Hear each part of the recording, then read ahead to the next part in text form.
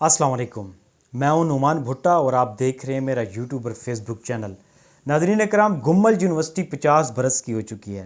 और आज इस वक्त हम ये कह सकते हैं कि गुम्मल यूनिवर्सिटी अपने बदतरीन दौर से गुजर रही है। यहाँ पर आपको माली बदउनवानियाँ सामने नज़र आएंगी। यहाँ पर अखलाकी तौर पर जो गिरावट का शिकार है वो भी स्टोरियाँ मंजरेआम पर हैं, किसी से ढकी छुपी नहीं है। हम सीरीज़ ऑफ प्रोग्राम और व्लॉग के ज़रिए गुम्मल यूनिवर्सिटी में होने वाली करप्शन, बदउनवानियाँ और तलबा के साथ जो इस वक्त सलूक हो रहा है, उसके साथ साथ मुलाजमीन और पेंशनर के साथ जो सलूक हो रहा है, वो सब के सब हम आपके सामने रखते आ रहे हैं। आज नई डेवलपमेंट हुई है तो एक नए व्लॉग में आपको गुम्मल यूनिवर्सिटी के इस वक्त तमाम जो इस वक्त सूरत हाल है उसका हम कोशिश करेंगे कि कम से कम वक्त में अहाता करें। गुज़श्ता माह 22 तारीख को गुम्मल यूनिवर्सिटी को 27 करोड़ रुपए की ग्रांट मिली। उसके साथ साथ 13 करोड़ रुपए की स्टूडेंट्स की जो एडमिशन की मद में रकम इकट्ठी हुई वो भी गुम्मल यूनिवर्सिटी के पास पहुंची। इस वक्त पोजीशन ये है कि गुम्मल यूनिवर्सिटी के मुलाजमीन जो है उनको 2 माह की तनख्वाहें नहीं मिली। सुनने में ये आ रहा है, क्योंकि आज जिस वक्त हम व्लॉग ये अपना बना रहे हैं बरोज़ जुमा, आज हमें ख़बर मिली है कि 35% कटौती के साथ वो जो उसमें से चंद मन पसंद जो इनके मुलाजमीन हैं उनको तनख्वाहें जो हैं वो दी जा रही हैं, लेकिन बुनियादी तौर पर 2 माह की तनख्वाहें जो हैं वो गुम्मल यूनिवर्सिटी के मुलाजमीन को नहीं मिली। इसके साथ साथ जो पेंशनर हैं उनको भी 2 माह की पेंशन भी नहीं मिली। ये जो सारी रकम है, ये तो मैंने जो फिगर, चूँकि हमारे यूनिवर्सिटी ज़राए के मुताबिक जो हमें फ़ंड्स की मालूमात मिली हैं वो आपके साथ हमने रखी हैं। इसके अलावा भी हमने मालूमात इकट्ठी करने की कोशिश की है। वो फ़ंड और उनके भी जो फिगर अदाद शुमार हैं वो भी हम आपके साथ शेयर करेंगे कि मजमूई तौर पर कितनी रकम गुम्मल यूनिवर्सिटी की अकाउंट में आई है और वो रकम जो है उसका कहाँ इस्तेमाल हुआ है। बुनियादी तौर पर ये जो 27 करोड़ का फिगर मुबैना ज़राए के मुताबिक और 13 करोड़ रुपए की जो स्टूडेंट्स की मद की एडमिशन की मद में इनके पास रकम इकट्ठी हुई है वो इस वक्त कहाँ गई है, इसके ऊपर हम बात करेंगे। इसके साथ साथ कल परसों जो है बरोज़ इतवार एक पेशावर के अंदर सिंडिकेट मुनक़िद किया गया है, इजलास बुलाया गया है। उसमें गुम्मल यूनिवर्सिटी के जो एजेंडाज़ हैं उसके ऊपर भी हम गुफ्तगू करेंगे। सबसे पहले गुम्मल यूनिवर्सिटी के जो फ़ंड्स हैं तमाम के तमाम हमारे ज़राए के मुताबिक और गुम्मल यूनिवर्सिटी ज़राए के मुताबिक ये तमाम के तमाम डायरेक्टर फिनांस ने एक खुशहाली बैंक में जो है अकाउंट खुलवा के उसमें फ़िक्स किए हैं। वहाँ से जो इंटरेस्ट आता है उसको अपने ज़ाती मकासद के लिए इस्तेमाल कर रही है, एक। और दूसरी इसमें यह है कि खुशहाली बैंक में अकाउंट खुलाने की वजह डायरेक्टर फिनांस के जो हस्बैंड हैं मुबैना तौर पर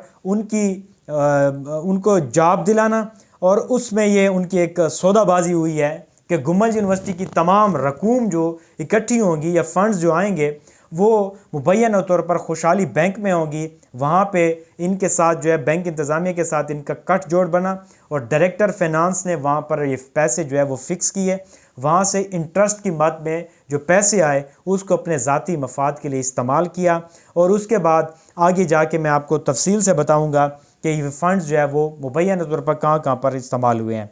इसके साथ आप देखें कि गुम्मल यूनिवर्सिटी के जो मुलाजमीन हैं इस वक्त शदीद माली बुरान का शिकार है, फ़ाका कशी पर मजबूर हैं। उसकी वजह यह है कि उनको 2 माह की तनख्वाहें नहीं मिली हैं। गुम्मल यूनिवर्सिटी की जो पेंशनर हैं उसको भी पेंशन जो है वो अदा नहीं की गई, हत्ता कि GB फ़ंड में से रकूम जो है वो निकाली गई हैं हमारे ज़राए के मुताबिक। अब हाई कोर्ट के जो आर्डर हैं कि इक्वल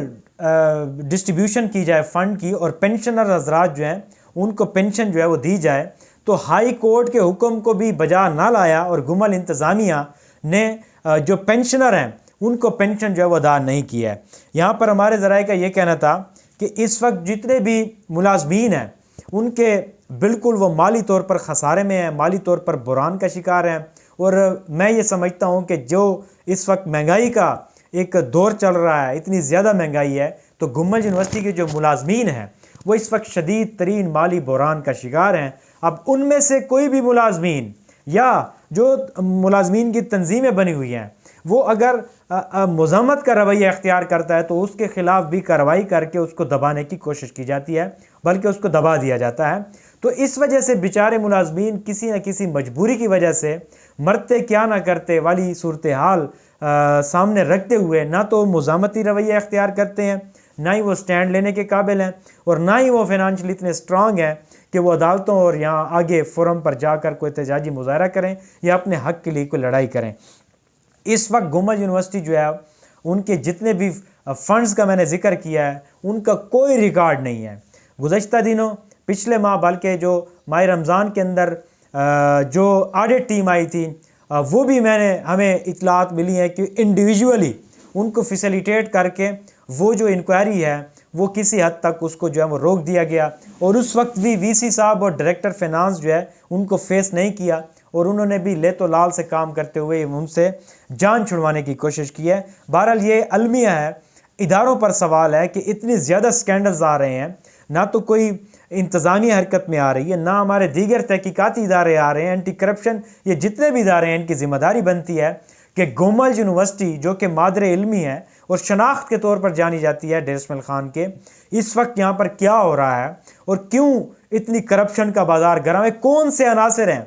मैं समझता हूँ कि इंतज़ामिया इतनी मजबूत नहीं हो सकती, कौन सी बासर शख्सियात हैं, सियासी शख्सियात हैं जिनके बलबोते पर यह इंतज़ामिया इतनी हरदर्मी और इतनी हद तक करप्शन में मुलव्वस पाई जाती है। तो इसकी साफ शफाफ इंक्वायरी होनी चाहिए। इसका भी मैं आखिर में जाके एक अवामी तौर पर जो एक मुलाजमीन के तौर पर जो हमें मुतालबा सामने है वो मैं आपके सामने रखूँगा। अब देखें कि ये एक्टिंग वाइस चांसलर साहब जो है ये सिंडिकेट इन्होंने बुलाया, कानूनी तौर पर सिंडिकेट ये बुला भी नहीं सकते। हमारे ज़राए के मुताबिक इतवार के रोज़ ये जो सिंडिकेट है ये बुलाया गया है, और इस सिंडिकेट के अंदर जो है मुख्तलिफ एजेंडा ज़ेर बहस आएंगे। सबसे पहले जो गुज़श्ता इलेक्शन के दौरान जो जमीयत उलमा इस्लाम और सियासी जमातों की जो सियासी भर्ती की गई है 1480 के लगभग, वो इस वक्त उनकी कोशिश ये है कि उनमें से जिन लोगों से इन्होंने पैसे लिए, जिन लोगों के बासर लोग हैं उनको तो ये पक्का कर देंगे, उनकी जो जॉब है उसको उसमें ये रेगुलर कर देंगे, और उसके बाद जो दूसरे लोग हैं उनको ये कुर्बानी का बकरा बना के उनको फारिग कर दिया जाएगा। इसके साथ साथ प्रमोशन के केसेस हैं जो कि सिंडिकेट के अंदर डिस्कस होने हैं, और इसके साथ साथ जो दीगर मामलात हैं जो कि सिंडिकेट में डिस्कस होने हैं या नई भर्ती के हवाले से, ये सारी की सारी चीज़ें जो है वो सिंडिकेट के अंदर ज़ेर बहस आएंगी। और मैं ये समझता हूँ कि सिंडिकेट उस वक्त बुलाना जब गुमल यूनिवर्सिटी शदीद माली बुरान का शिकार है, एक तरफ मुलाजमीन तनख्वाहों के रो रहे हैं और दूसरी तरफ जो पेंशनर हजरात हैं उनकी पेंशन नहीं मिल रही है, और यहाँ पर नए लोगों को भर्ती करना, ये मैं समझता हूँ कि इदारे को दबाने की कोशिश है, इदारे के साथ ज़्यादती है और इदारे पर गैर ज़रूरी बोझ है, जो कि पहले भी बकौल आपके कि फ़ंड्स की किल्लत है, फ़ंड्स इकट्ठे नहीं हो रहे, और ऊपर से आप सियासी भर्ती जो है वो करने जा रहे हैं। तो इसका एहतसाब करने वाले जो मुतलका लोग हैं या इदारे हैं उनको चाहिए कि इस चीज़ का नोटिस लें। उसके साथ साथ गुमल यूनिवर्सिटी, चूँकि आप लोग जानते हैं कि डेर इस्माइल खान में आप हैं तो आप इस चीज़ से बाखबर होंगे कि गुमल यूनिवर्सिटी ने पूरी दुनिया में जो स्टूडेंट्स हैं वो अपनी अपनी खिदमात अंजाम दे रहे हैं और यहाँ से फ़ारिग व तहसील हैं, तो एक फ़ख्र के तौर पर देखा करते थे। लेकिन बदकिस्मती के साथ इस वक्त मोरालिटी के हवाले से गुमल यूनिवर्सिटी के जो लोग हैं, मैं समझता हूँ कि अब तो ऑन भी नहीं करते होंगे कि हम इस यूनिवर्सिटी से फ़ारिग व तहसील है। तो इतना बेड़ा गर्क हो चुका है, इसका एहतसाब कौन करेगा। आप देखें कि लोगों को तवक्कुआत थी कि वज़ीर आला अली अमीन गंडापुर इसका नोटिस लेंगे, और जितनी भी बदउनवानियाँ, जितनी भी करप्शन इस वक्त गुमल यूनिवर्सिटी में जारी है, इसके साथ साथ मुलाजमीन की जो तनख्वाहें नहीं मिल रही, इसके साथ साथ जो पेंशनर के साथ किया जा रहा है, और जीबी फ़ंड का गायब होना, मुझे तो समझ से मेरी बालातर है कि जीबी फ़ंड में से जो है वो अकाउंट से पैसे जो है वो निकाल दिए गए हैं, इतना जुल्म कर दिया गया है। तो इन चीज़ों का क्या इदारों को पता नहीं होगा, क्या एंटी करप्शन और दीगर जो तहकीकाती इदारे उन तक खबरें नहीं पहुंचती होगी, वज़ीर आला तक नहीं पहुंचती होंगी। तो ये इस पर जो है वो बिल्कुल इंक्वायरी होनी चाहिए, साफ शफाफ। इसके साथ साथ अवामी तौर पर और मुलाजमीन के हवाले से मैं ये कहना चाहता हूँ कि उनका ये कहना है कि गुमल यूनिवर्सिटी की अगर आप लोग एहतसाब करना चाहते हैं और गुमल यूनिवर्सिटियाँ इंतज़ामिया अगर ये समझती है कि वो हक़ पर हैं, उनके ख़िलाफ़ जो ये बातें हो रही हैं बेबुनियाद हैं, या मुलाजमीन जो बातें कर रहे हैं वो बेबुनियाद हैं, या मीडिया पर जो रिपोर्ट चल रही हैं वो बेबुनियाद हैं, तो उनको चाहिए कि